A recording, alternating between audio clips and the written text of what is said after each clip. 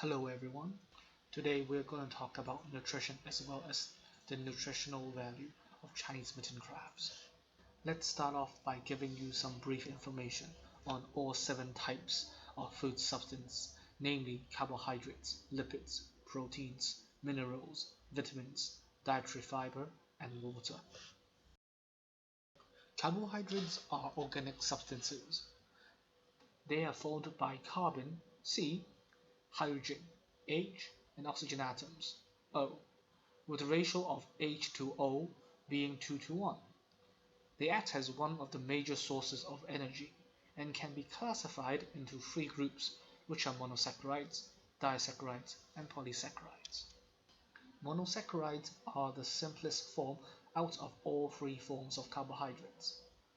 There are 3 common types of monosaccharides, including glucose, fructose, and galactose. If you put honey in your mouth, it should taste sweet.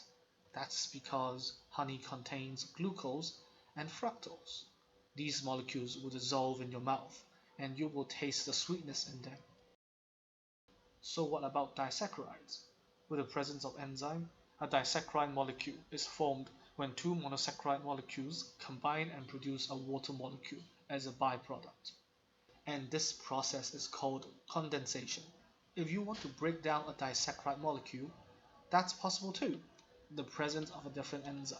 You simply need to add a water molecule to a disaccharide molecule, and this process is called hydrolysis. While we have introduced 3 common types of monosaccharides, we're going to talk about 3 types of disaccharides that we may consume on a day-to-day basis, including maltose, sucrose, and lactose. Just like monosaccharides, like glucose. If you put a spoonful full of granulated sugar in your mouth, it would taste sweet as it contains sucrose, a type of disaccharide. Talking about sugars, a food test called Benedict's test can be carried out to allow us to know if the food substance contains reducing sugar. So now you may wonder, what is reducing sugar? Reducing sugar is a type of sugar that is able to act as a reducing agent. All common monosaccharides and disaccharides, except sucrose, are reducing sugars. When the Benedict's test is carried out, as they lose electrons to copper-2 ions in the Benedict's solution, copper-1 ions are formed. It then leads to the formation of copper-2 oxide, a brick red precipitate. After talking about disaccharides, it's time to talk about polysaccharides. Polysaccharides is a large molecule made up of glucose molecules joined together by condensation. Different from monosaccharides and disaccharides, they do not taste sweet and they are insoluble in water. Some examples are starch, glycogen, and cellulose.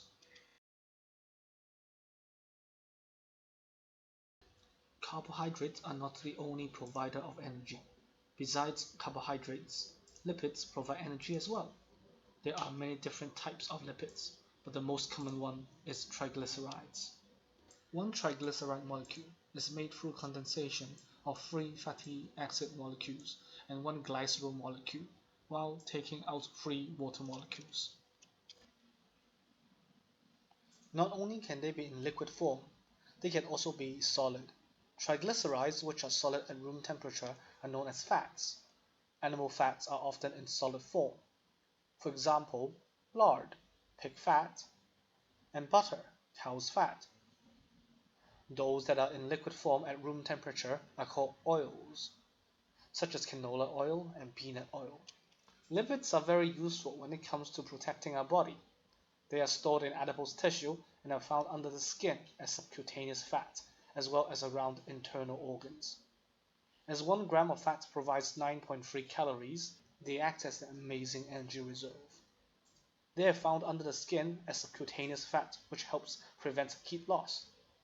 They also act as a shock absorber for internal organs as they exit around internal organs as well.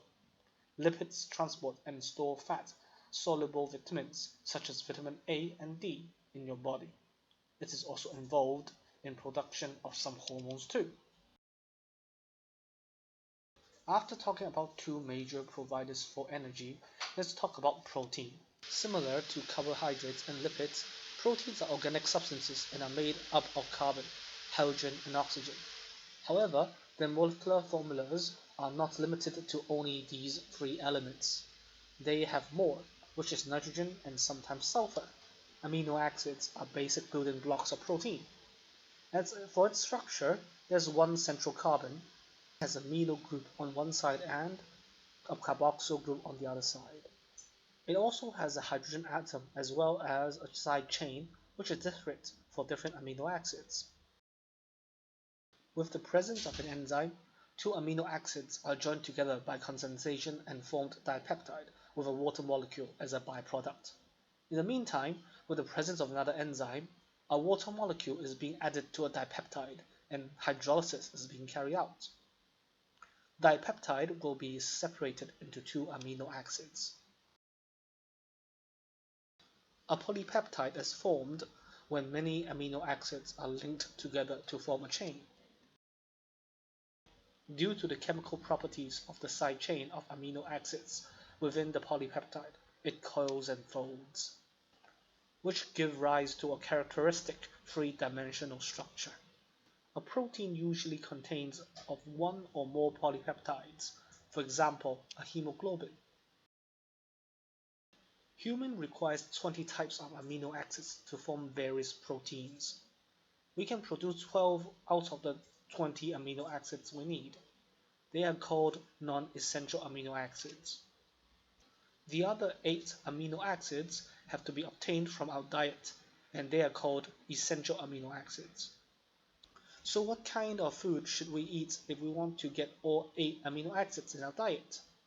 Except the common suggestion of eggs, meat, and dairy products, beans is also a wonderful source of protein. When we consume protein-rich foods, we digest them and the protein are broken down into smaller molecules of amino acids for easy absorption. You might wonder, why is protein so important to us? Protein is responsible for growth and repair in our body. Our disease-fighting soldiers, antibodies, are also made up of proteins. Some of the hormones and enzymes are essential for our body to function are also protein in nature, as we have mentioned previously. Carbohydrates and lipids are the major sources of energy. Protein serves as a spare energy source. Wherever carbohydrates and lipids are used up, our body will turn to protein. Amino acids will be broken down and provide us with the energy. So what if we don't have enough protein in our diet? A protein deficiency disease, Kwashiorkor, will occur. Children suffered from the disease not only grow poorly, but also have weak muscles and a swollen abdomen due to the accumulation of tissue fluid. Thank you, and we will continue on the same topic on the next video.